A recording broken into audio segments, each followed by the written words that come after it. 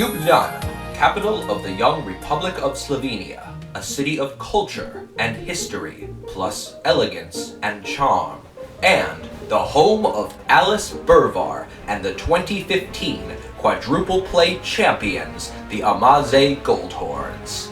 Hello friends, I'm the Commissioner KP, and welcome to the 2016 Quadruple Play Draft Order Lottery. When Alice won last year's championship, I was traveling, mostly in China and Thailand and then England, and you can see some of those videos here on this YouTube channel. Unfortunately, I was really busy traveling, and I didn't have a chance to write up a proper 2015 season recap congratulating Alice, who, by the way, predicted his championship after the draft before the season began. So, Alice, here you go. Last year he scored the most pitching points, the second most hitting points, and of course, the most overall points, the highest total since 2012. Alice drafted 4th overall last year, and his best picks, after he took Scherzer, Greinke, and Brantley in the first 3 rounds, were Joey Votto in the 11th round, Nori Aoki, who had a sneaky good year as a 17th round pick, Juris Familia in the 23rd round, and Mark Teixeira in the 30th in the last round. Those were some of the key draft picks in the Goldhorns 2015 championship campaign. Overall, it was another very competitive season last year in QP, with the Black Knights hanging in there all year long against the Goldhorns. The middle of the summer was probably the most competitive period, with several different teams holding the top spot briefly, but by early August, it was back to being a 2-team race between the Black Knights and the Goldhorns, both 400 points ahead of the rest of the pack. And in the final weeks of the season, it stayed neck and neck between the Black Knights and the Goldhorns until the final week. But Alice sealed the deal with a stellar September and a massive 249-point game in the final week, the highest single game total in league history, and the second 200-plus point game of Alice's QP career, and no other team has ever done that, 200 points in one day, as far as I know. So the Black Knights head into 2016 still searching for their 3rd title. So congratulations, and thanks Alice, and thanks Uncle Mike, and everybody else who made 2015 another great season in Quadruple Play. And there's a link down there in the doodly-doo for recaps about all 10 teams. But now, without further ado, let's turn our attention to 2016. The QP Trophy is in Europe, being held outside of the Americas for the first time ever.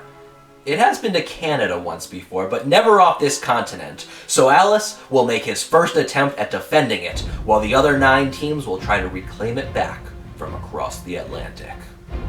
The draft is this Wednesday, March 23rd at 9:30 p.m. in New York time. You do the math for your own time zone. I'll actually be in Dallas, Texas for this year's draft, and the only thing left for us to settle before the draft is the draft order. Picking this year's draft order, I'd like to welcome into the telecast, from Mexico, QP's Senior Director of Operations, Dr. Vivian Cortez. Dr. Cortez, take it away. Hello guys, and good luck! The 10th team of the draft is Freddy got fingered. Freddy got fingered.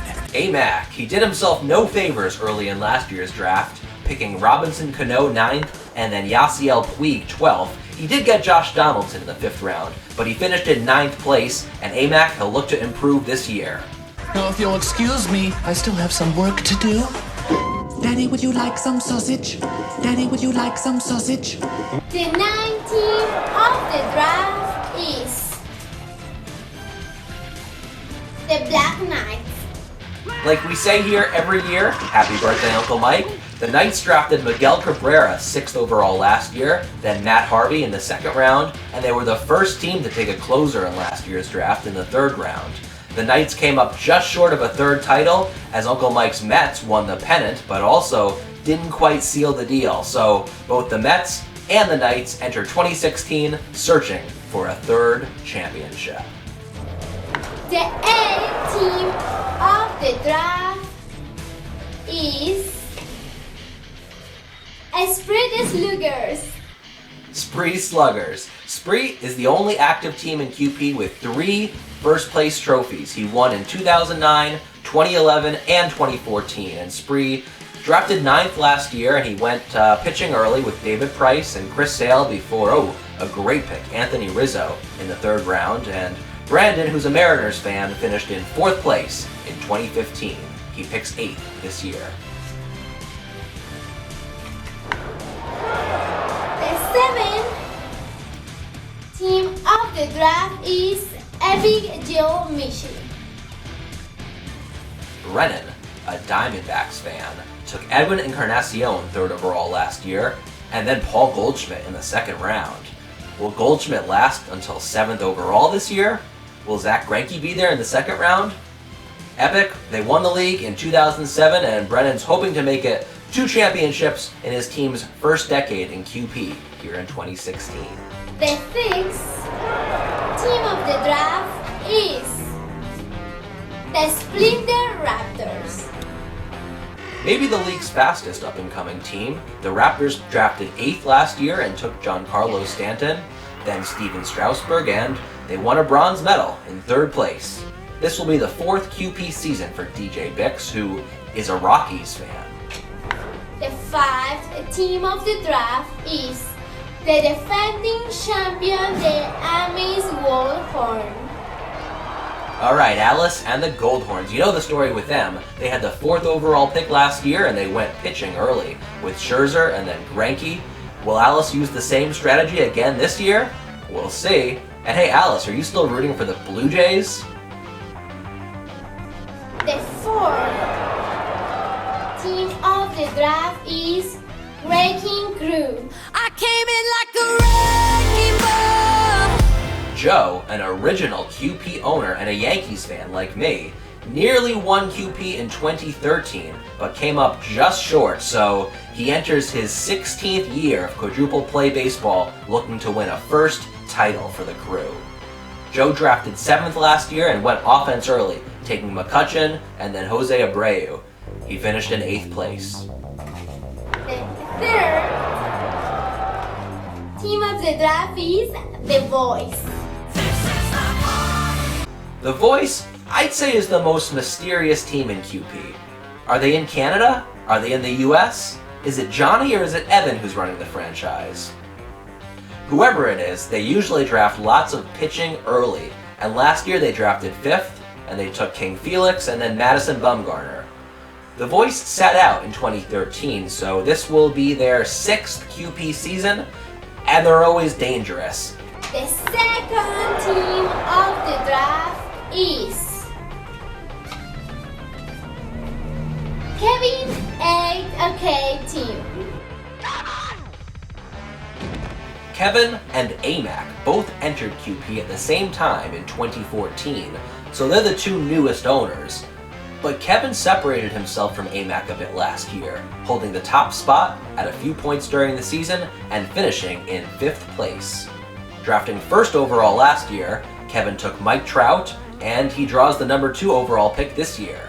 If Kevin finishes above 5th place this year, will he still call his team okay?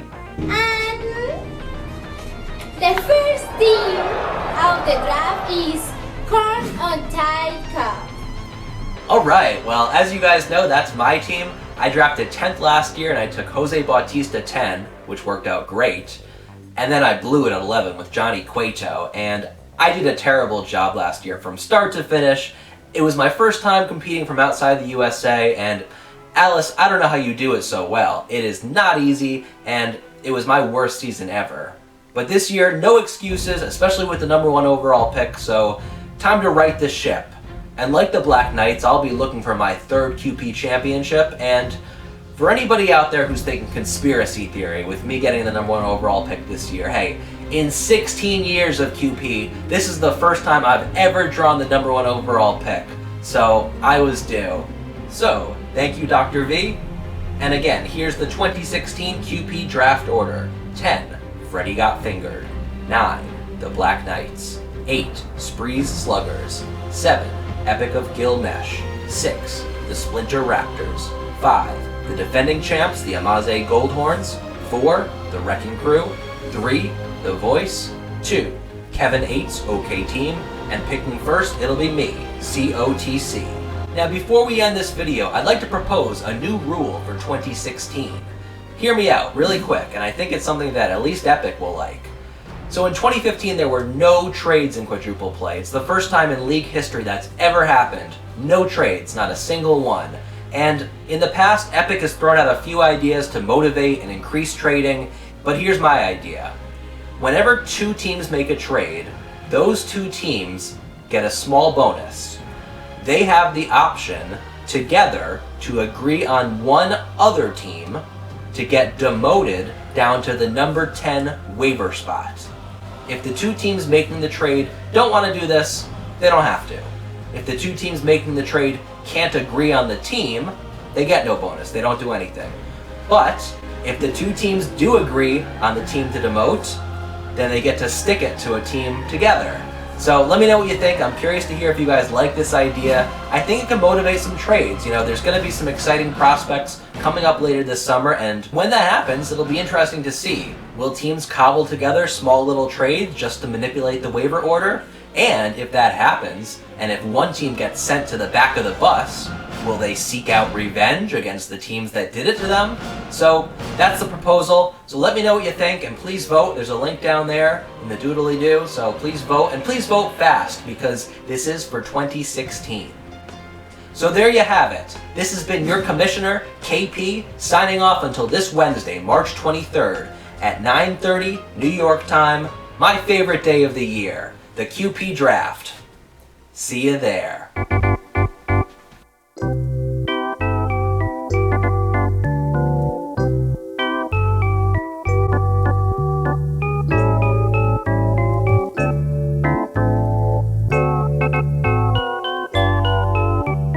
Ljubljana, Ljubljana, Ljubljana, Ljubljana, Ljubljana, Ljubljana, Ljubljana, Ljubljana. It's easy. It's just like banana. Ljubljana, Ljubljana.